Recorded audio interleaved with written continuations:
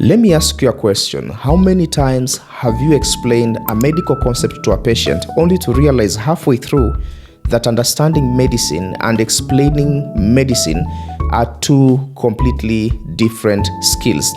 You know the science, you understand the disease, you know the treatment, but turning complicated medical information into something clear, something useful, something understandable, that is a different skill entirely.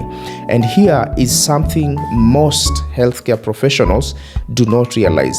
That skill, people pay for it, and they pay for it very well, because behind almost every pharmaceutical company website, every patient education leaflet, every medical blog, every CME slide deck, every continuing education article, every health app, every medical newsletter, every drug information document, someone wrote that. And very often that someone is a health professional. It could be a doctor, it could be a pharmacist, it could be a nurse, it could be a dentist, it could be a nutritionist, it could be a clinical officer, or even a lab scientist. Someone who understands health and learned how to communicate it clearly. Now that field is called medical writing. And today, I want to show you exactly how to start from zero. No experience, no portfolio, no connections, no confusion. Step by step. And we begin. Are you ready to learn about medical writing? So let's begin. And welcome back. And today we are talking about one of the most underrated non-clinical opportunities for healthcare professionals, and that is medical writing, specifically how to start from zero, what the work actually looks like, the skills you already have, the skills you need to build, the exact first steps, and we'll be doing that in order, the mistakes beginners make, and realistically how long it takes before someone pays you for your work. Let's get into it, and we'll begin by looking at what medical writing actually is. First, I want us to clear up a misconception. Because when many health professionals hear medical writing, they imagine one thing. They imagine research papers, they imagine academic journals, they imagine complicated scientific writing. And yes, that exists, but medical writing is much broader than that. Let me show you what medical writers actually do day to day. Now, a pharmaceutical company launching a new hypertension drug, someone will write the educational material for healthcare professionals. A hospital wants patient brochures on diabetes, someone will write them. A health website publishing articles on, could be about polycystic ovarian syndrome, someone writes them. Now, pharmaceutical company training medical sales representatives, someone develops that content. A medical device company needs website copy, someone writes it. A doctor wants a CME presentation, someone writes it. An NGO wants health education materials in simple language, someone will write it. Now, medical writing exists across four major areas. It exists across health content writing, where we have the blogs, we have the articles, we have the patient education content, we have social media health content, we have website content, and also we have YouTube scripts, we have health newsletters. This is the easiest entry point for beginners. Number two, we have medical communications. Talk about CME materials. Talk about slide decks, scientific summaries, educational materials for healthcare professionals, pharmaceutical training content, the clinical summaries. These are health education materials or health communication. We have regulatory and scientific writing. And under regulatory and scientific writing, you'll find clinical study reports, you will find drug approval documentation, research summaries, medical manuscripts, much more technical usually later stage, and these are higher paying compared to the rest. We have fourthly, medical journalism and education. Here we're talking about health magazines, health media, medical podcasts, public health communication, education channels, the medical hub style of content, what you are consuming right now. So when I say medical writing, I do not mean only research papers. That is not what I mean. When I talk about medical writing, I mean the entire ecosystem of communicating health information professionally. Having understood that, let's now look at the skills you already have that can position you or give you an advantage in medical writing space. Now, here is the good news. If you are a health professional, you are not starting from zero. You are starting from advantage because you already possess skills non-medical writers spend years trying to develop. Skill one is the clinical understanding. You understand disease, you understand drugs, you understand pathophysiology, investigations, patient management. That matters enormously because accuracy is currency in medical writing. It is currency. And healthcare organizations value people who understand the science. Skill two is evidence interpretation. Now, you already know how to read research. You already know how to interpret guidelines. You already know how to evaluate sources. You already know all this. That is a massive advantage. Most general writers cannot do this. Skill three is explaining complex things. Think about how often you explain health concepts to patients. Hypertension, diabetes, antibiotic use, medication adherence. You are already translating complex science into understandable language. Now that is medical writing, just in verbal form. But, and the big but is here, there are skills you still need to build. Apart from just having those skills inherently courtesy of your training or your background, there are still skills you still need to build. And this is where many health professionals struggle because they assume medical knowledge is enough. It is not enough. You need to build, number one, writing clarity. Good writing is simple, clear, structured, readable, short sentences, strong flow, not textbook language. It is not textbook language. You need to be aware about your audience, what you call audience awareness. Now, writing for patients is different from writing for doctors.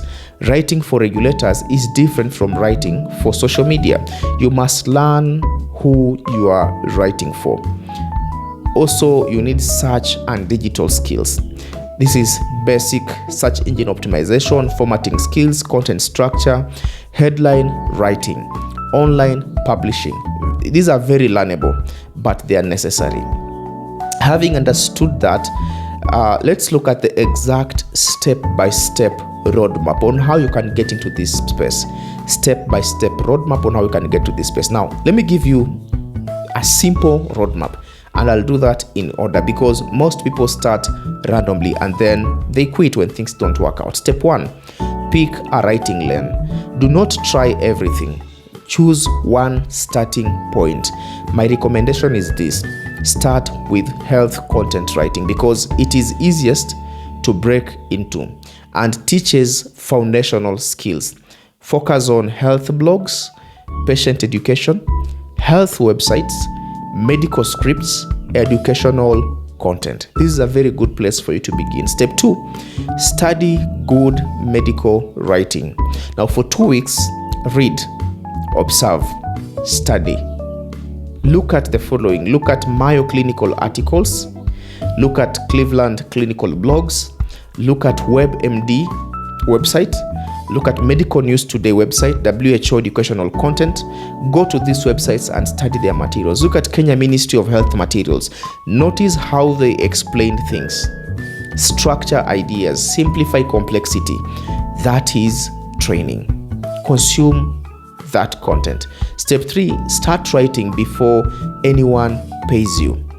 Now, this is where people stop because they wait to be hired.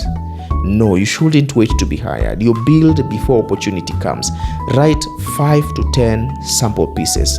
Examples could be of topics you can write on: 5 myths about diabetes in Kenya, or what every parent should know about fever, or understanding hypertension in simple language, or the truth about antibiotic resistance, or why medication adherence matters. Choose topics you understand.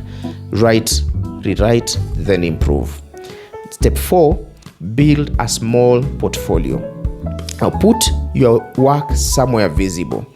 Simple options could be on LinkedIn, on Medium, a free WordPress blog that maybe you can build for yourself or customize for yourself, a Google Drive folder, a PDF samples. Nothing fancy, you just need proof of work, because clients ask, can I see what you've written? That is what clients ask.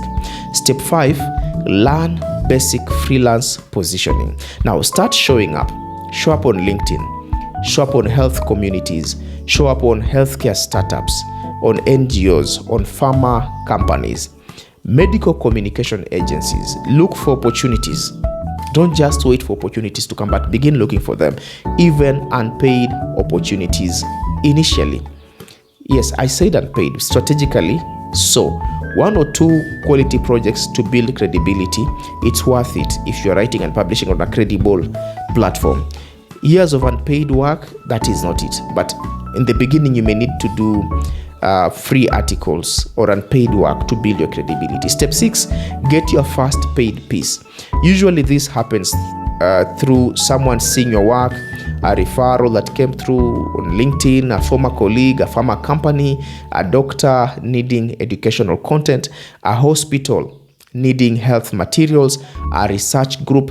Your first payment matters less than your first proof, because after one paying project, you are no longer aspiring, you are now practicing.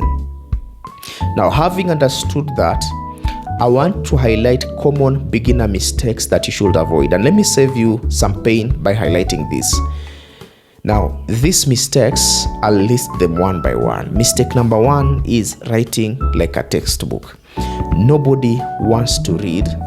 This is an example of what you should not write. The pathophysiology mechanism underlying insulin resistance. Please stop it. Write like a human being. Simple wins. Clear wins. Anytime, any day. Readable wins. Write simply. Mistake number 2, waiting to feel ready. You won't feel ready. You become ready by writing, not before writing.